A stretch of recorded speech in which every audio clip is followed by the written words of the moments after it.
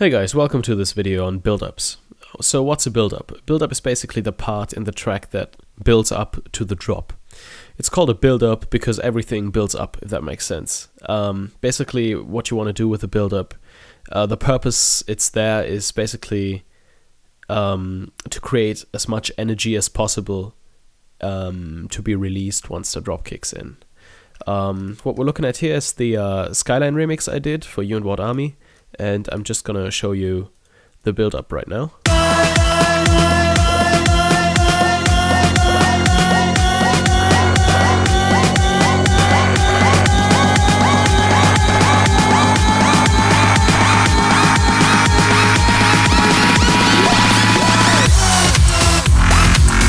And that made the drop really intense. So let's go through the elements one by one and maybe you'll see what makes a good build up.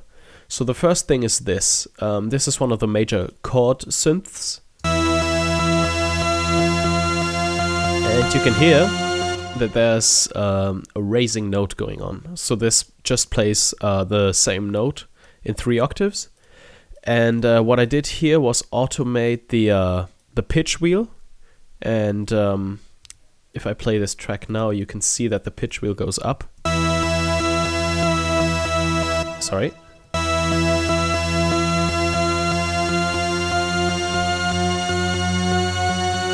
And this rising note just creates a lot of tension. What I also did was add a reverb to that rising note, and I automated the dry and wet knob, and it becomes more wet the longer the tone goes on for, and that will make it sound really, really big, because the general rule is reverb makes stuff sound big.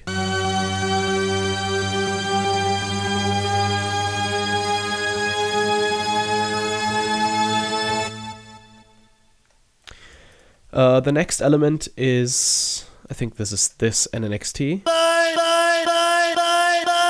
And what I did here was basically I took the vocal. At the edge of the skyline. That's this audio track right here. And then, actually let me zoom in on this. There's no reason why we should be looking from that far.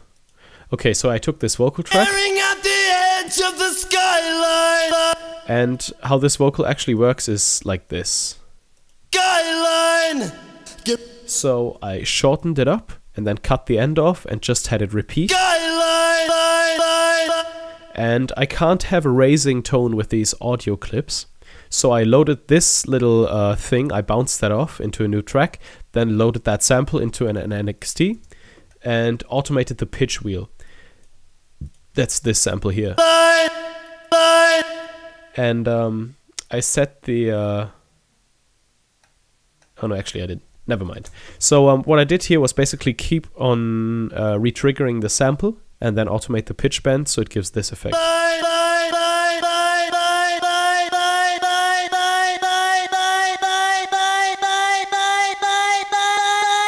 And towards the end here I had to double the amount of notes because the sample was becoming too short.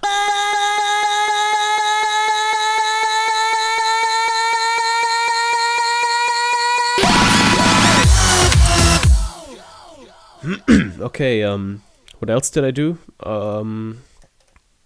I think... yeah, this here is just a reverse effect. This is a sample of a noise sweep I found somewhere. You can get them in most sample packs.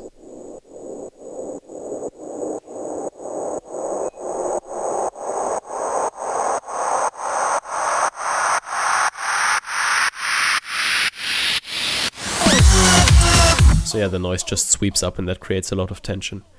This, I think, is another noise sweep. Yeah, there's nothing wrong with layering these things. It just makes everything sound bigger. This is pretty interesting as well. This is kind of like a shuffled Moombathon kind of drum pattern.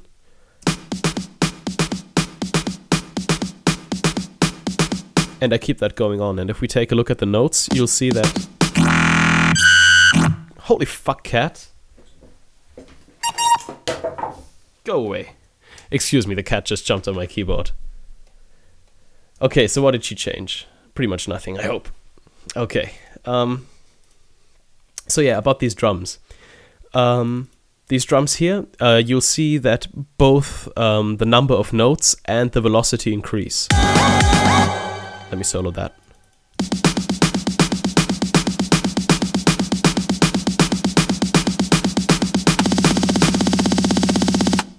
Typical house or dance music drum roll.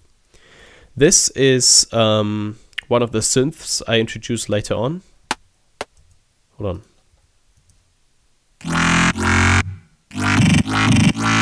It's the typical bass, and the way I automated this is I kept these notes going, and I also automated the pitch bend wheel, and you can see that that has an automated range knob.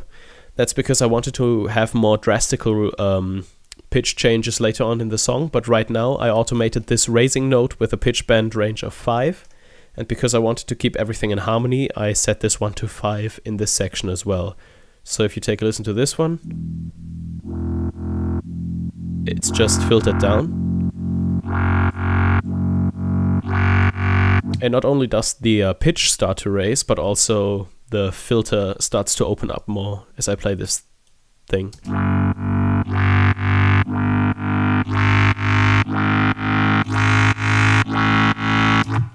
So this starts to build some tension, and then this is just some filter automation apparently. What have we here?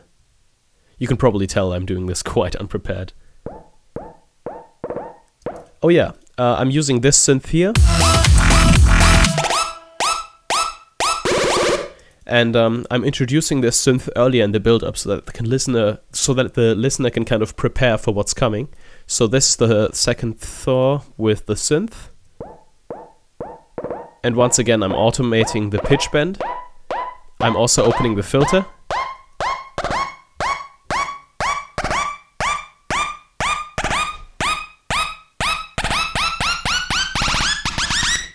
And just towards the end, it has a little bit of shuffle there to give it that last kind of edge. And yeah, that's pretty much all there is to it. Now, general rules for big build-ups. You want to make everything sound big, so add lots of reverb. And you can do it in a way that you automate the reverb and just have it cut off just as the drop kicks in, so that you don't have any reverb artifacts in your main drop, which may interfere with your mix. You want to make everything sound big, you want to create a lot of tension, so start filtering stuff up or down. Start increasing the frequency, and that's not frequency as in an audio term, but more frequency as in how often something hits in a second. For example here, or with these drums, where did I put them? Let me find them real quick. I think here they are. Oh, that's the Thor. There they are. Here. You'll see that here, they're not as fast as here. And here they just go crazy. And usually the way I do it is just I select this entire group, copy it over to the other side like this, and then get my tool window, double it up, and copy it over again, and then double it up again. So, and then I usually hold my Alt key down and draw a line in this velocity area, and that just creates a really nice build-up. So yeah, that was a walkthrough of one of my build-ups. If you have any questions, leave them in the comments, and I'll see you guys next time.